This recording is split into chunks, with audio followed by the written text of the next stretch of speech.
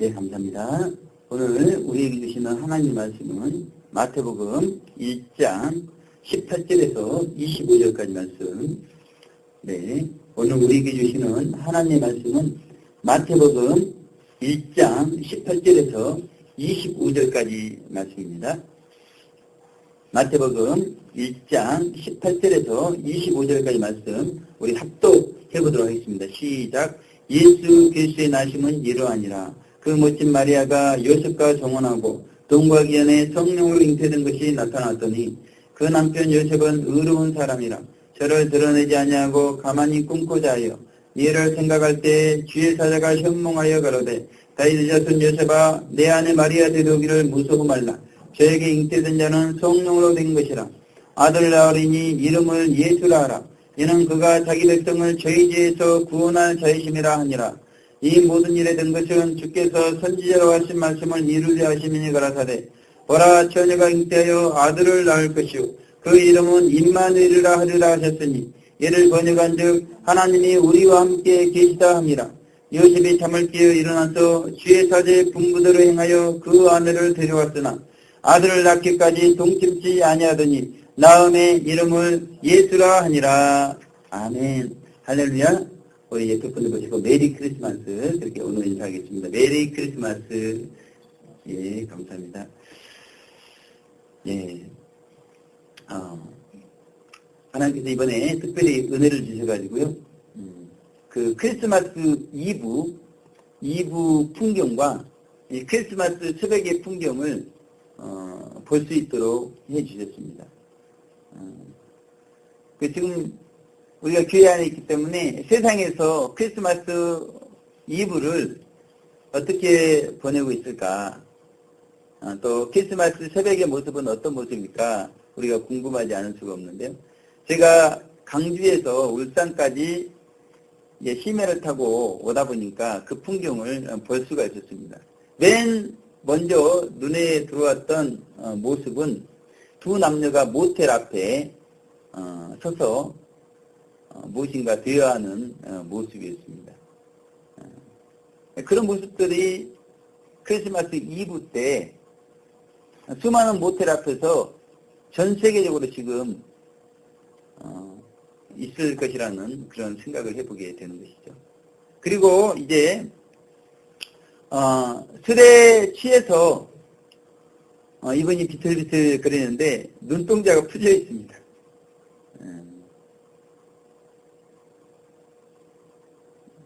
그렇게 이 귀한 시간에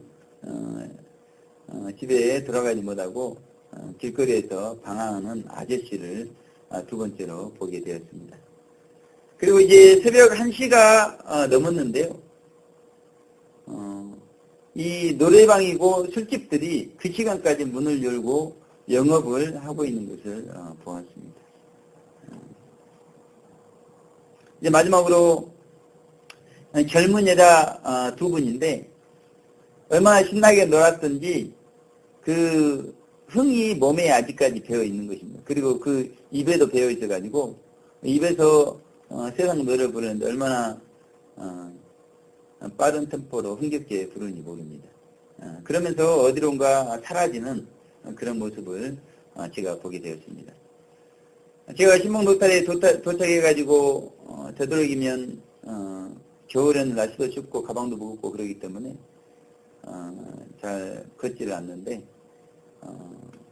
성탄이고 해서 이번에는 좀 예수님과 동행하는 마음으로 신봉 노트레에서 교회까지 걸어와야 되겠다 이렇게 생각을 하고 걸어오는데 걸어오면서 어떤 생각을 하나님께서 주셨냐면 왜 예수님께서 이렇게 크리스마스 이브와 크리스마스 새벽에 지역의 물결이 파도치는 이 세상에 오셨을까? 그러니까 거룩하지 않은 제가 맡아도 맡기 싫은 이 죄악의 냄새를 뻔히 아시면서도 예수님께서 왜 이 땅에 오셔가지고 그런 죄악의 냄새를 맡으셔야 했을까? 그런 생각을 해보게 되었습니다. 그러면서 오늘 하나님께서 오늘 임마누엘 예수님이라는 제목을 주셨는데 오늘 본문의 말씀을 중심으로 오늘 크게 전능하신 예수님 그리고 임마누엘 예수님으로 나누어서 살펴보도록 하겠습니다. 말씀을 통해서 우리가 우리의 신앙이 담대해지고 이제 우리의 믿음이 전진하는 믿음으로 변화되시기를 주님의 이름으로 축원을 드리겠습니다. 먼저 전능하신 예수님에 대해서 살펴보겠습니다. 우리 18절에서 20절을 보게 되면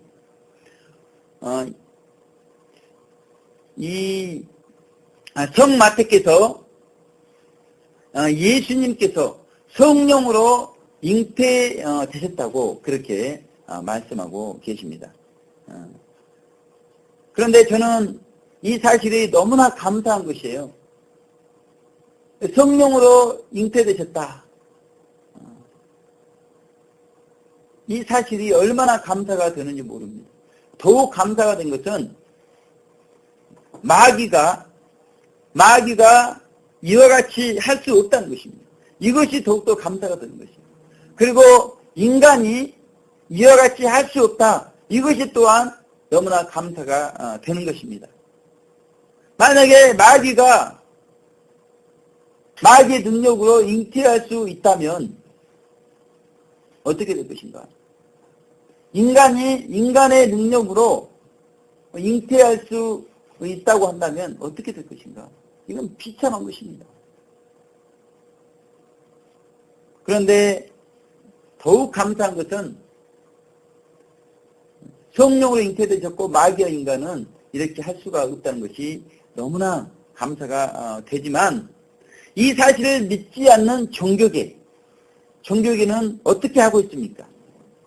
통일교에서는 마귀와 하와가 성관계를 했다고 그렇게 가르치고 있고 수많은 사람들이 거기에 미혹이 되고 있습니다.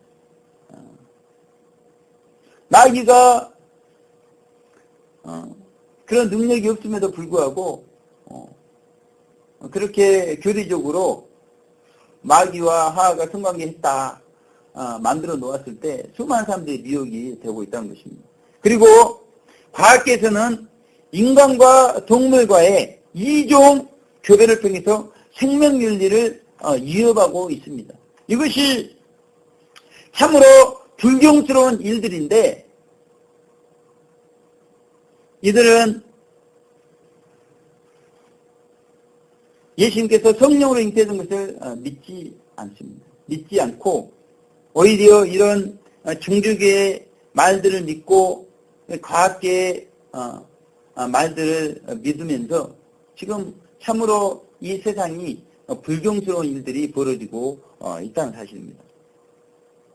그러므로 성령으로 잉태된 것은 정말 하나님만 하실 수 있는 하나님의 전능하심만 가능한 그런 일들이라는 것입니다. 그래서 우리가 이성적으로 이해하려고 해도 이해할 수 있는 내용이 아닙니다. 성령으로 잉태된 것을 우리가 이해한다고 해서 이해가 되는 내용이 아닙니다. 우리가 이해하는 것은 남자와 여자가 성관계를 통해서 정자와 난자가 수정체를 만들어서 그렇게 해서 잉태가 되는 것이지 성령으로 잉태했다는 것은 우리의 이성으로 이해가 될 수 없는 내용이라는 것입니다. 그러므로 우리는 오늘 성마태께서 성령으로 잉태되었다라고 말씀하신 그 말씀 전능하신 하나님의 능력으로 되었다고 하는 그 성경의 말씀을 우리가 믿는 것입니다. 그리고 이 믿음 또한 하나님의 은혜로 값없이 우리가 믿어지게 되었다는 것이죠. 우리가 믿고 싶어서 믿은 것이 아닙니다. 믿어지는 것입니다. 그래서 에베소 2장 8절에 보게 되면 이것은 하나님의 선물이다 그렇게 하고 있습니다. 그러니까 하나님께서는 마치 산타클로스처럼 이 성탄에 정말 이성적으로 믿을 수 없는 그 사실을 우리가 믿을 수 있는 은혜, 하나님의 선물을 우리에게 주셨다는 것입니다. 이 선물이 얼마나 값진 선물입니까? 그런데 믿음 없는 분들이 많이 계시다는 것이죠. 아니 어떻게 성령으로 잉태될 수 있는가? 제 예삼촌에게 제가 복음을 전하면 제 예삼촌이 딱 거부하는 거 한 가지 있습니다. 아니 처녀 마리아가 어떻게 성령으로 잉태가 될 수 있느냐? 그 도저히 상식적으로 이해가 안 되잖아요. 상식적으로 이해가 안 되는 게 맞죠. 이성적으로 이해가 안 되는 게 맞죠. 이건 믿음으로 되는 것입니다. 하나님의 은혜로 되는 것이고 하나님의 선물로 되어진다는 것이죠. 그러니까 사람으로서 할 수 있는 게 아닙니다. 하나님으로서만 할 수 있는, 마치 제자들이 어떻게 부자가 천국 들어가는 것이 약대가 바늘기에 들어가는 것보다 더 어렵다고 했을 때 어떻게 우리로 구원을 얻을 수가 있습니까? 했을 때 사람으로 우리가 구원을 얻을 수 없대. 하나님으로서는 할 수 있다. 그렇게 마태복음 19장 26절에 예수님께서 그 제자들 보시며 가라사대 사람으로는 할 수 없을 때 하나님으로서는 다 할 수 있느니라 그렇게 말씀했다는 것입니다. 이제 결론적으로 우리는 하나님의 전능하심을 믿죠. 그래서 성령으로 잉태된 것을 믿습니다. 하나님으로서 우리가 구원받을 수 있는 것을 믿습니다. 그 믿음 위에서 우리는 이제 예수님께서 공중강림하셨을 때 휴거 성도의 자격을 갖추면 부활할 것을 믿는 것입니다. 부활할 것을. 어떻게 땅속에 이미 썩은 그 몸이 부활할 수가 있는 것입니까? 말이 안 되죠. 그런데 우리는 부활을 믿죠. 그리고 그 부활 후에 무엇이 있습니까? 대화가 있잖아요. 성경에 기록이 되어 있습니다. 우리가 하나님의 기록된 말씀을 믿듯이 성경에 기록된 대화란을 또한 믿는 것입니다. 그리고 이 땅에 천년 동안 펼쳐질 천년왕국을 믿는 것이죠. 그 이후에 물질 세계는 소멸됩니다. 그래서 사망도 없게 됩니다. 그래서 심판도 없게 되기 때문에 백보자 심판 때도 다 지옥에 처박히는 것을 우리는 믿습니다. 그리고 이제 마지막으로 영원한 천국이 우리 가운데 남게 될 것을 우리가 믿는 것입니다. 왜 믿습니까? 하나님은 전능하시기 때문에 하나님께서 말씀하신 이런 내용들을 분명히 이루실 것을 성령으로 잉태된 것을 믿듯이 우리를 구원하는 것을 믿듯이 앞으로 있어질 이러한 일들을 우리가 동일하게 믿게 되어지는 것이죠. 그래서 마태복음 13장 씨 뿌리는 비유를 보게 되면 네 가지 마음밭이 있는데 우리가 현재 우리의 마음밭이 어떤 밭인지를 잘 모를 수가 있습니다. 저도 모르겠어요. 지금 좋은 밭에 들어갔는지 들어가 있지 않는지 도무지 모르겠습니다. 물론 2차 연단을 마치고 자아를 깨뜨리는 그런 과정에 있는 분들은 자신이 좋은 밭에 있는 것을 알 수는 있죠. 그렇게 알 수 있는 분도 있지만 모르는 분들이 많이 있다는 것입니다. 저도 모르겠어요. 그러나 하나님께서는 우리 각자가 지금 어느 마음밭에 있는지 다 알고 계시다는 것이죠. 하나님은 알고 계시다는 것입니다. 하나님께서 전능하신 것을 말씀하시고 계시죠. 그래서 하나님은 아시기 때문에 좋은 밭 가진 성도들에게 사명을 맡기신다는 것입니다. 아시기 때문에 아무에게나 사명을 맡기는 게 아니라 좋은 밭 가진 성도들에게 하나님께서 사명을 맡기시는 것입니다. 그래서 계시록 1장 8절에 삼위일체 하나님을 전능한 자라 그렇게 말씀하시면서 사도 요한이 지금 반모셈의 사명 때문에 갇혀 있습니다. 참 그 신세가 처량합니다. 참 그 신세가 애롭습니다. 같이 동고동락했던 사도들 더 순교당하고 그 오랜 세월 동안 그 요한계시록을 기록해야 되는 사명 때문에 그 물결치는 파도치는 그 밤모섬 그곳에 앉아있지 않니 처량합니다. 그 사도 요한에게 오늘 삼일째 하나님은 전능한 자라 그렇게 하시면서 위로해 주시는 것이죠. 이와 같이 정말 오랜 세월 동안 사람 없는 이 성북교회 참 예배 드릴 때 이 장의자에 앉아있자니 얼마나 이 사도 요한 같은 마음이 드는지 모릅니다. 처량하게 생각이 돼요. 애롭게 생각이 됩니다. 그런데 삼일째 하나님께서 나는 전능한 자라 다 알고 계시고 다 이렇게 하시는 이유가 있는 것을 우리 가운데 말씀해 주고 계십니다. 그러면서 계시록 1장 14절에 그의 눈은 불꽃 같고 그렇게 말씀하고 있습니다. 우리 사명자 한 분 한 분들을, 우리 성목교회 성도님 한 분 한 분들을 불꽃 같은 눈동자로 다 그 마음까지도 다 지켜보시잖아요.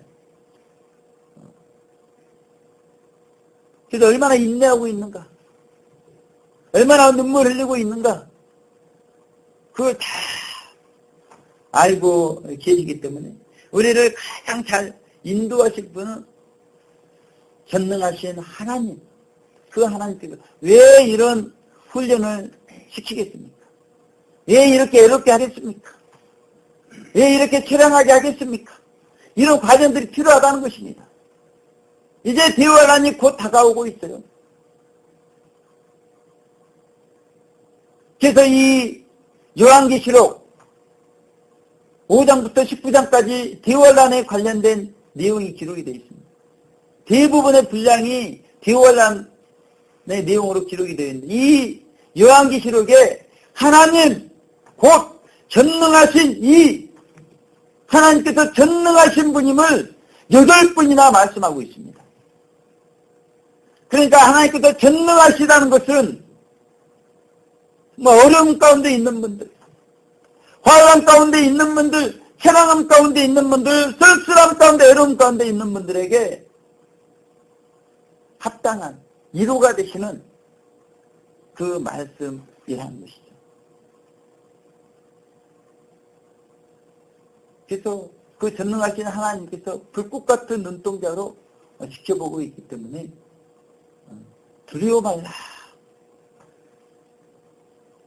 지금 요셉이 성령으로 마리아가 잉태된 것 때문에 그렇게 있을 때 주의 사자가 현몽하여 가로되 다윗의 자손 요셉아 내 아내 마리아 데려오기를 무서워 말라 그렇게 말씀합니다. 그러니까 전능하신 하나님께서 우리와 함께 하시기 때문에 우리는 두려워 말라, 무서워 말라 그렇게 말씀하고 계시는 것입니다.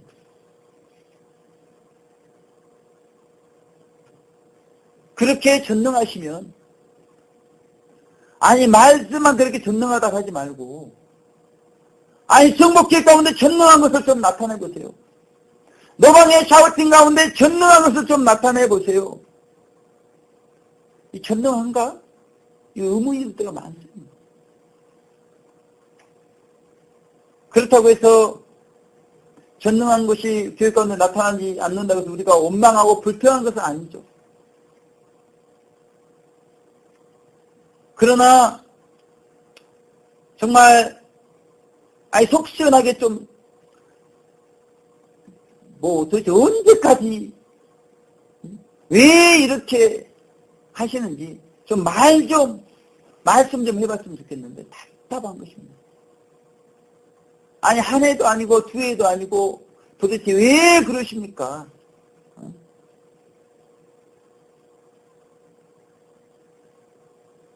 우리가 하나님의 전능하심을 믿지 않는 것도 아니고 기도할 때마다 살아계시고 역사하시는 전능자 전지자 하나님 아버지 이렇게 기도를 하고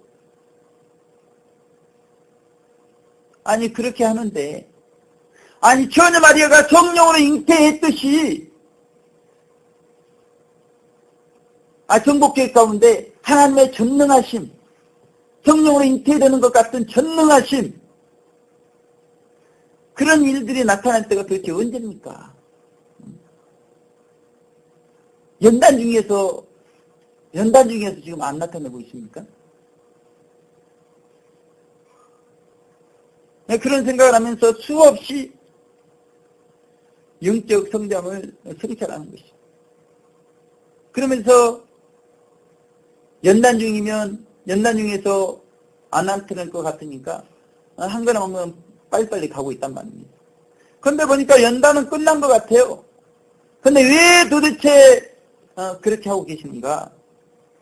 우리는 이런 경험들이 많이 있을 수 있다는 것입니다.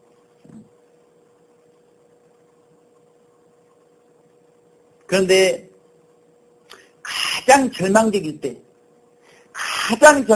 때 전능하신 하나님께서 가장 가까이 계시다는 사실입니다.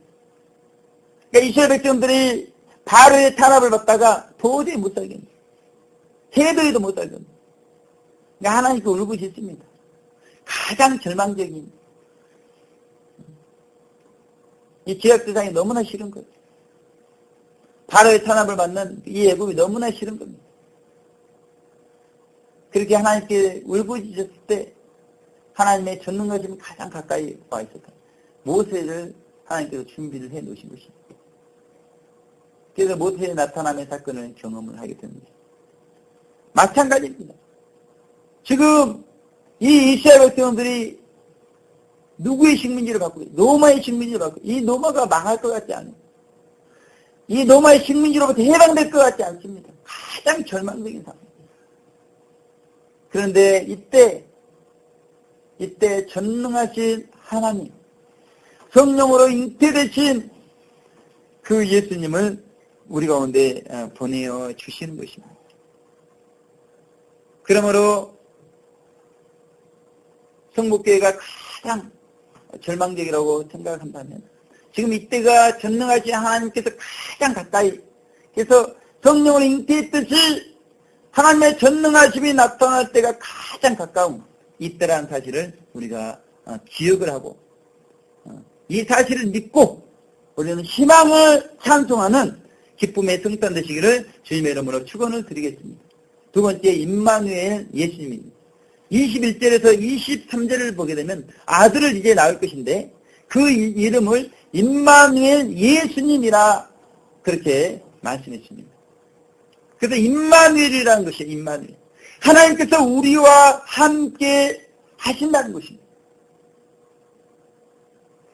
그리고 예수님 이렇게 말씀했습니다. 자기 백성을 저희 죄에서 구원하실 분 예수님,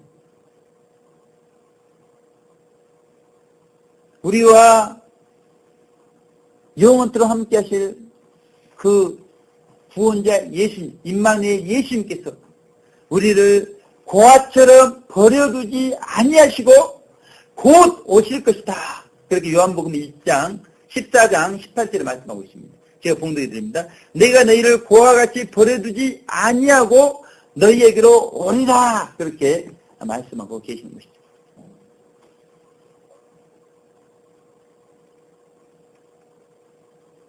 이제 예수님께서 우리에게 오실 일만 남아있는 것입니다.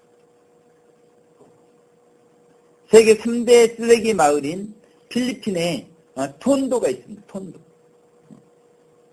그러니까 얼마나 가난한지 이 배고픔과 이 질병이 창고라는 것이 그 톤도입니다. 톤도. 하루 종일 그 희뿌연 연기, 쾌쾌한 공기 때문에 호흡조차 어려운 것이죠. 그런데 그것이 하루만 그러느냐 그러지 않고 1년 내내 계속해서 그 쾌쾌한 연기와 매캐한 공기 때문에 호흡을 할 수가 없어요. 그래서 모든 사람들이 그것은 절망적인 곳이다. 그렇게 말하는 곳이 필리핀의 톤도 마을입니다. 그런데 그곳에 방치된 아이들이 있습니다. 어른들조차도 숨쉬기 힘든 그 배고픔과 정말 질병이 창궐한 곳에 방치된 아이들이 있는데 그들이 힘겨운 노동의 현장으로 끌려나가고 있다는 것입니다. 그래서 하루 새벽 6시부터 오후 5시까지 그 쓰레기 더미 속에서 그 흙더미 위에서 일을 하는데 제가 깜짝 놀라고 제가 눈물을 흘릴 수밖에 없었던 게 4살짜리 아이까지 그렇게 그 쓰레기 더미 위에 내몰려가지고 흙더미 위에 내몰려가지고 그렇게 일을 하고 있는 것입니다. 참 가슴 아프더라고요. 그럼 제 아들이 이제 5살, 이제 6살 되어 가는데, 그냥 눈에 넣어도 아프지 않는, 그냥 뭐 저것이 뭘 할 것인가, 아무것도 할 수 없는, 우리 6살짜리 아들도 그런데 4살짜리가 뭘 할 수 있겠습니까? 그런데 그런 노동 현장에 보내져가지고 그렇게 새벽부터 오후까지 일을 하고 그렇게 방치가 되고 있습니다. 그러다가 이제 질병이 생기면 뭐 쓰레기 때문에 맨발로 다니니까 얼마나 유리에 베이고 쇠에 베이고 막 그러겠습니까. 그러다가 질병이 걸리면 신음신음 앓다가 그냥 죽는 것입니다.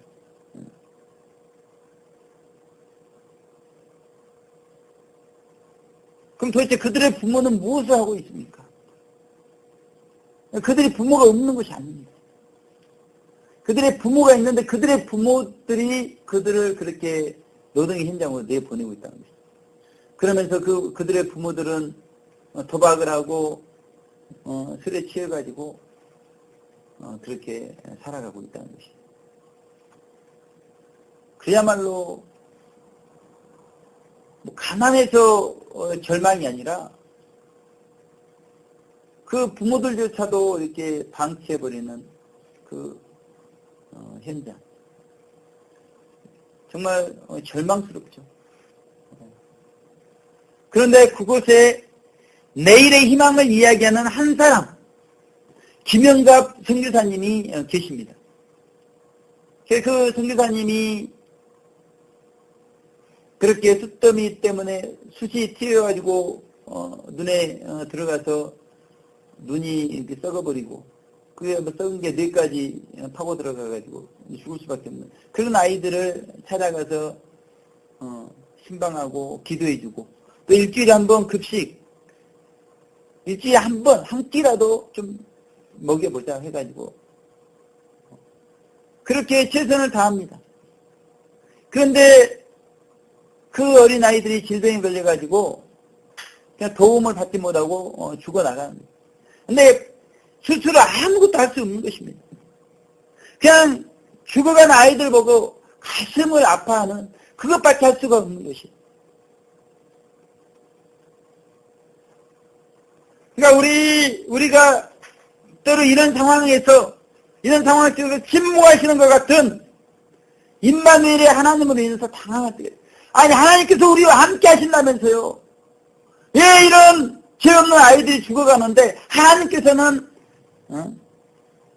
침묵하기. 선교사님이야 의술이 없으니까 가슴 아파하면서 그렇게 기도밖에 할 게 없다 치지만 하나님께서 도대체 왜 그렇게 그 착한 그 눈망울이 천사와 같은 그 아이들을 그렇게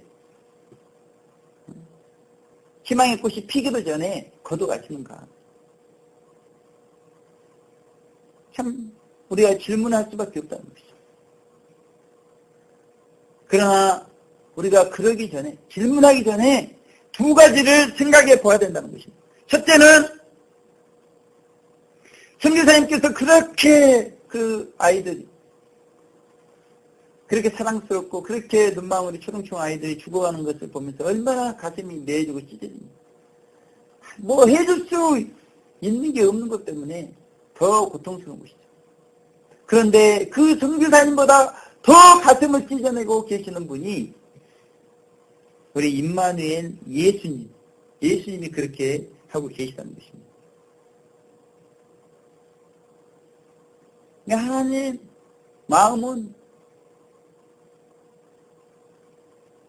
갈기갈기 찢어지는 것입니다.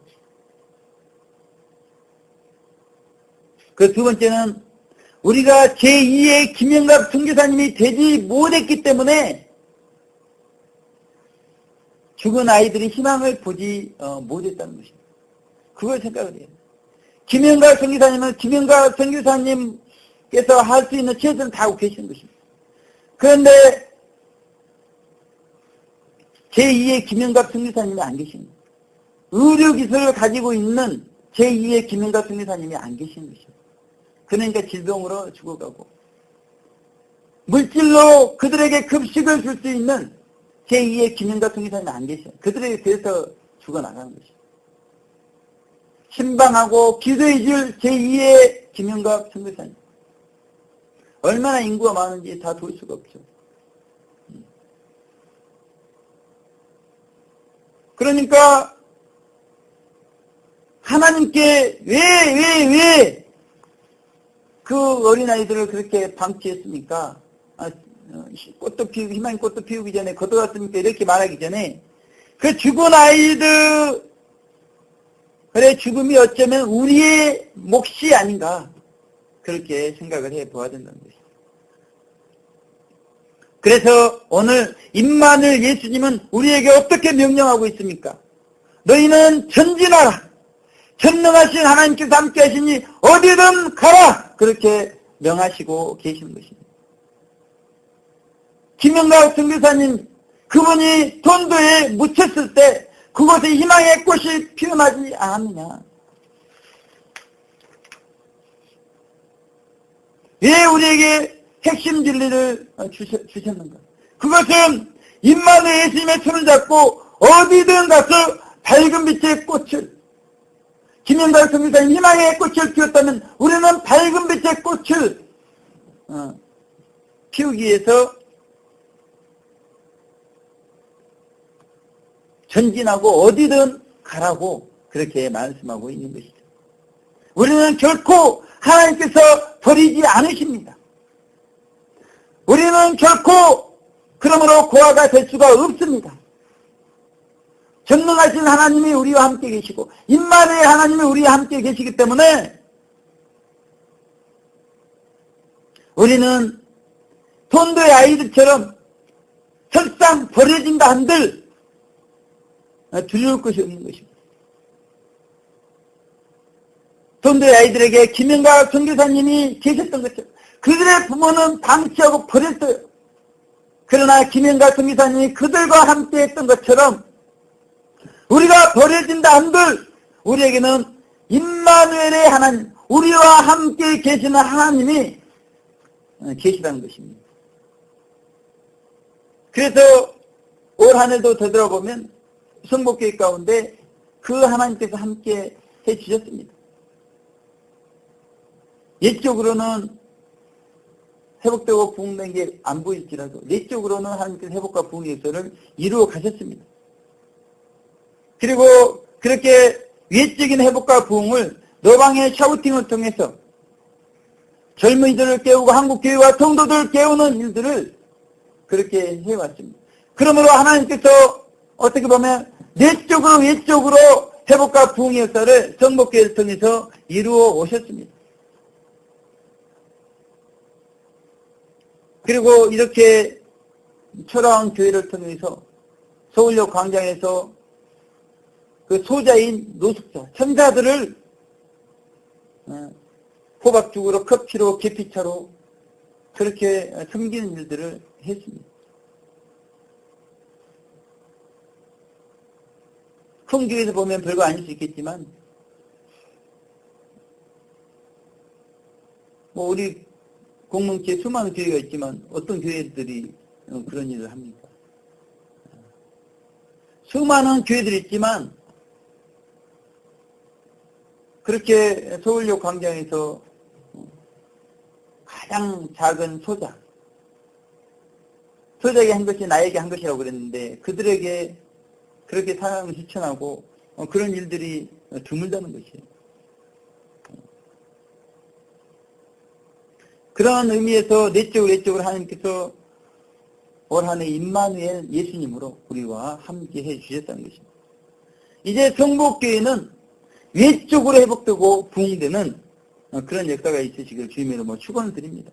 그리고 노방의 사역에는 놀라우리만큼 전진의 역사가 있기를 주님의 이름으로 축원을 드립니다.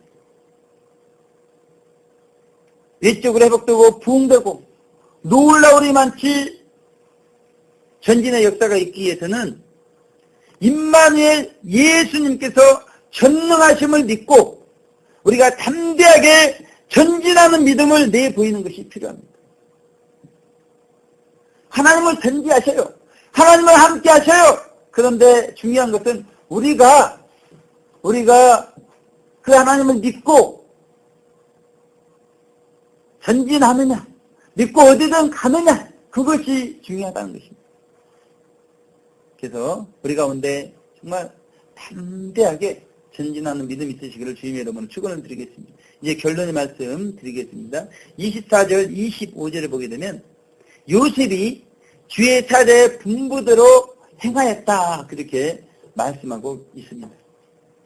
그러니까 임마누엘 예수님께서는 순종을 통해서 구원의 역사를 이루어 가시는, 그래서 하나님 혼자 구원의 역사를 이루시는 것이 아닙니다. 하나님 혼자 그렇게 궁율의 역사를 이루어가는 게 아닙니다.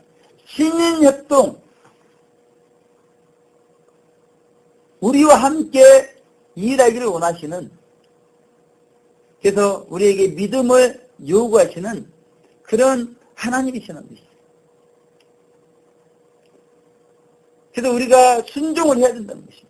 어떤 목사님께서 가족과 따뜻한 파티라도 하시며 행복한 시간을 보내라고 정성스러운 물질을 보내주셨습니다. 그러니까 하나님께서 보내라고 하셨고 자기는 순종을 했을 따름이라는 것입니다. 우리가 이렇게 남에게 물질 주기가 쉽지가 않지 않습니까? 그런데 하나님의 명령이기 때문에 순종한다는 것입니다. 저는 그 정성스러운 물질이 많지는 않지만 그분의 문자를 봤을 때 저의 부모님의 구원과 형의 구원에 귀하게 사용될 것을 생각하면서 눈물을 흘렸습니다.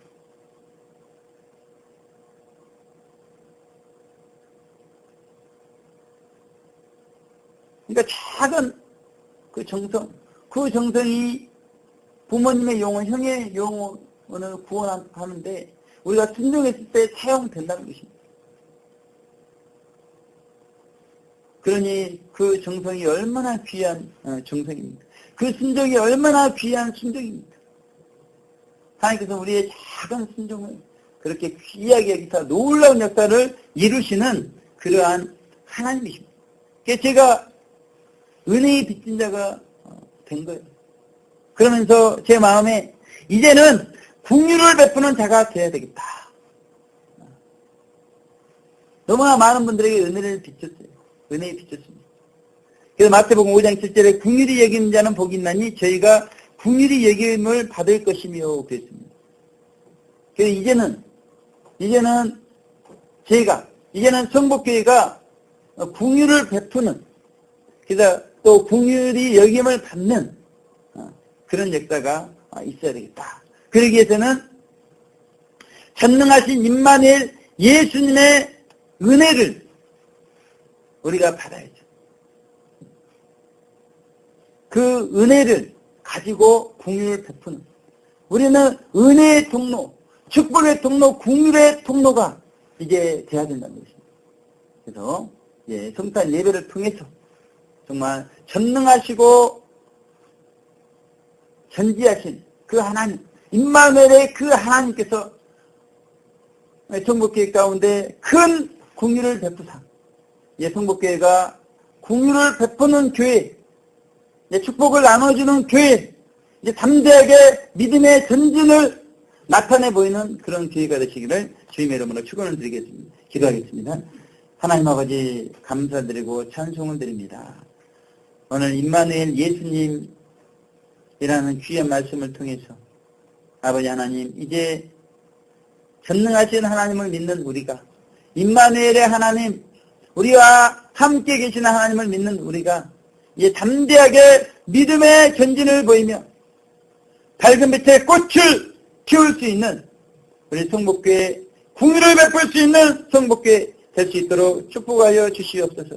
감사드렸고 예수님 귀하신 이름으로 기도 올려드립니다. 아멘.